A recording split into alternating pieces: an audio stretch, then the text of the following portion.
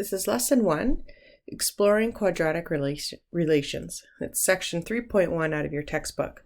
So I want you to recall from grade 9 when we talked about the degree of a term. And so the degree of a term is the sum of the exponents on the variables. Okay, the sum of the exponents on the variables. So let's take a look at some examples. We're going to state the degree of each term. So 13 x to the exponent 2, y to the exponent 4. On that term, we look at the sum of the exponents on the variable. So we're going to look at 2 and 4 and add them together. 2 plus 4 is 6. So this term we say is degree 6. Okay, for 3x, we're looking on the variable and it has an exponent of 1. There's no other variables, so we say this is degree 1.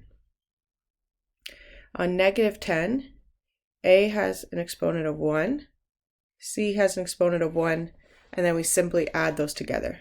So 1 plus 2 is 3, plus 1, that term is degree 4.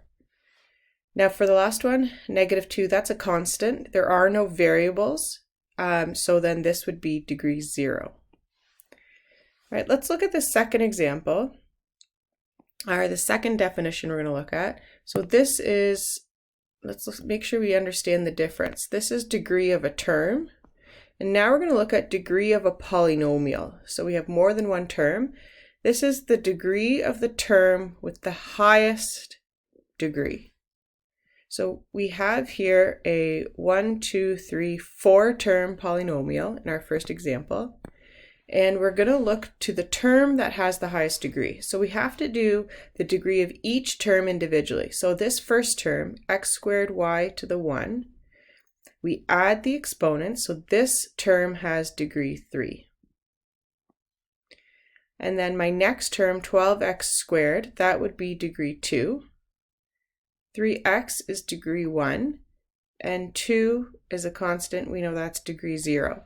So now we look at all the numbers and we look for the highest term, or the highest degree, which is 3. And so that becomes the degree of the whole polynomial. So this polynomial has degree 3. All right, pause the video. You try the next one on your own. Okay, so you would have added 2 plus 2 plus 5 and said that this term is degree 9. 1 plus 1 would be degree 2. And this last term would be degree 4. And then we recognize that the first term has the highest degree, and so that becomes the degree of the whole polynomial. So that's degree 9. All right, the next definition or terminology or concept that we're going to remember from grade 9 is first differences. So we're going to recall that we can use first differences to determine if a relationship is linear. So here I have a table of values. We're not going to, so let's remember too, linear means that when you look on the graph, we would have a line. That's what it would look like if we were to graph it. So we're not going to take this data and graph it. We're going to decide from the table of values whether this relationship is linear or not by doing first differences. So I start by looking at my x values, and I need to make sure my x values are going up by the same amount, and I can see they're going up by 1 each time. As soon as your x values, you've established that they're going up by the same amount, now you're allowed to do first differences. So I'm just going to give it a title right here, so I know what these numbers are. So first differences. And now I'm going to go ahead and find the first differences. So we're subtracting y values. That's what we do for first differences. You subtract your y values. And when you subtract your y values, we always start with y2. So it's y2 subtract y1. So what I mean by that is, I'm going to do this in red. Don't write this down. This is wrong. I don't do -7 minus a -4 because this is y1 and this is y2, and I just did y1 minus y2, and you can see that's not what we're being asked to do. It's y2 minus y1. All right, so let's get rid of all this red. So we need to do y2 minus y1. So my calculation has to be -4 minus -7. And an easy thing to help you remember that is just start at the bottom. So I'm going to do 5 minus 2, which gives me 3. Then I'm going to do 2 minus a -1, which also gives me 3. I'll do -1 minus a -4, which is 3. And this last one I already wrote out, -4 minus a -7, which is 3.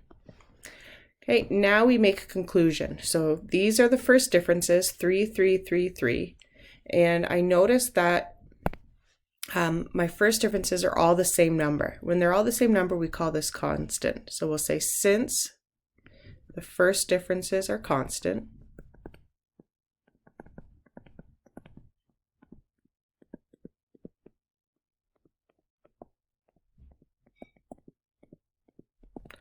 therefore the relation is linear.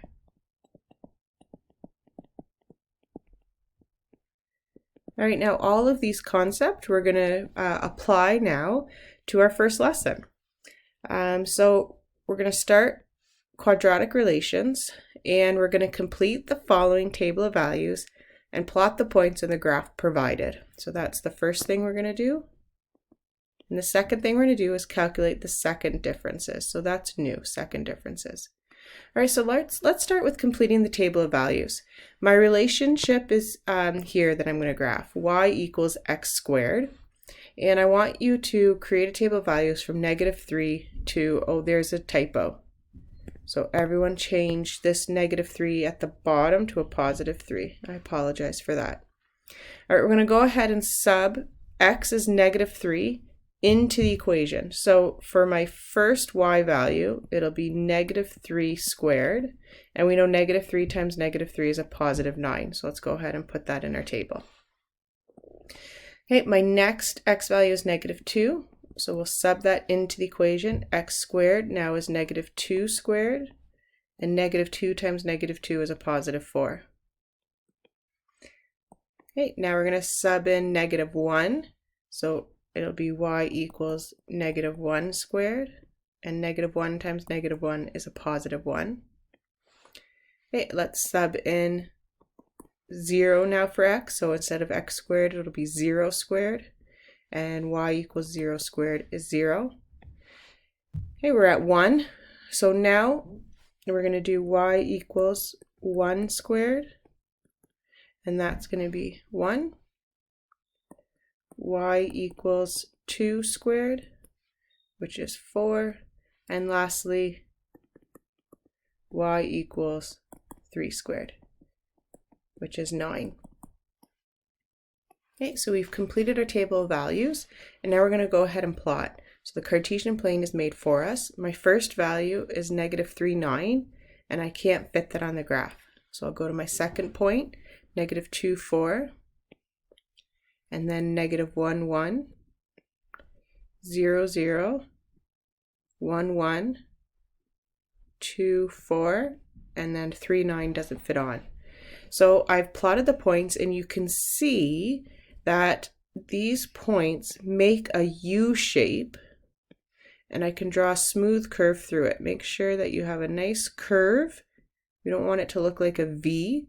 And we're going to put arrows on the ends to show that it keeps going in that direction, right? Remember, there's a point up here, 3, 9, that we couldn't get to. Okay, and then label with the equation y equals x squared. So this right here, that is the graph of the equation over here, y equals x squared. And notice that the squared is degree 2.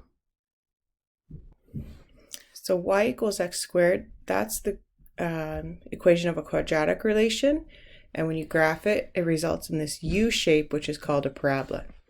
All right, now let's do the second part. It asks you to calculate the second differences. So we know what the first differences are. We need to get first differences before we can get our second differences. So let's start with that. So we just remembered that for first differences, we start at the bottom. So it'll be 9 minus 4 is 5. 4 minus 1 is 3. 1 minus 0 is 1. 0 minus 1 is negative 1. 1 minus 4, whoops, I wrote that wrong.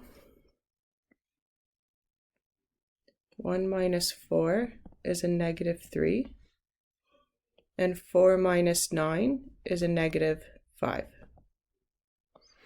Okay, so if we look at our first differences, I would make the conclusion that this is nonlinear since they're not constant, and we already did the graph, so we know that works. So now I'm going to do my second differences. So for second differences, we do the exact same thing. We're going to subtract y values. We're going to start at the bottom, and we're just going to subtract our first differences. So 5 minus 3 gives us 2.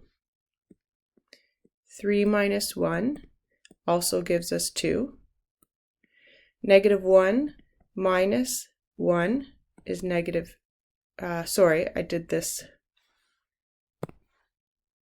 y1 minus y2 instead. So I need to start with 1 minus a negative 1 is 2. Negative 1 minus a negative 3 is 2. And 3 minus a negative 5 is 2. So I can see my second differences are constant for this quadratic relation. All right, let's go to the next page. We're going to do the same thing. This time I have y equals negative 2x squared. We're going to create the table of values, graph it to see what it looks like, and do our first and second differences. If you're feeling confident with this, you might want to pause the video, do it on your own, and then come back to see if you have the same. If you're not too sure, you can follow along with me. All right, so I need to get the y value, and we're going to do substitution. So I'll sub negative 3 into the equation. So it says y equals negative 2 times x squared. X is now negative 3, so that's times negative 3 squared. According to BEDMAS, I do exponent first, so it'll be negative 2 times 9, which gives me negative 18. Okay, now I'm going to sub in negative 2. So y equals, I have negative 2 times x squared, so it becomes negative 2 times negative 2 squared. That's going to be negative 2 times negative 2 squared is 4, and negative 2 times 4 is negative 8.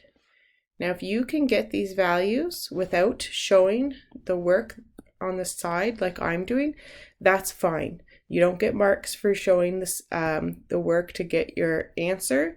I'm just doing this for those that maybe aren't sure where I'm getting these y values from, negative 18, negative 8. Okay, now we sub in negative 1. So it's negative 2 times x squared. X is now negative 1, so we do negative 1 squared.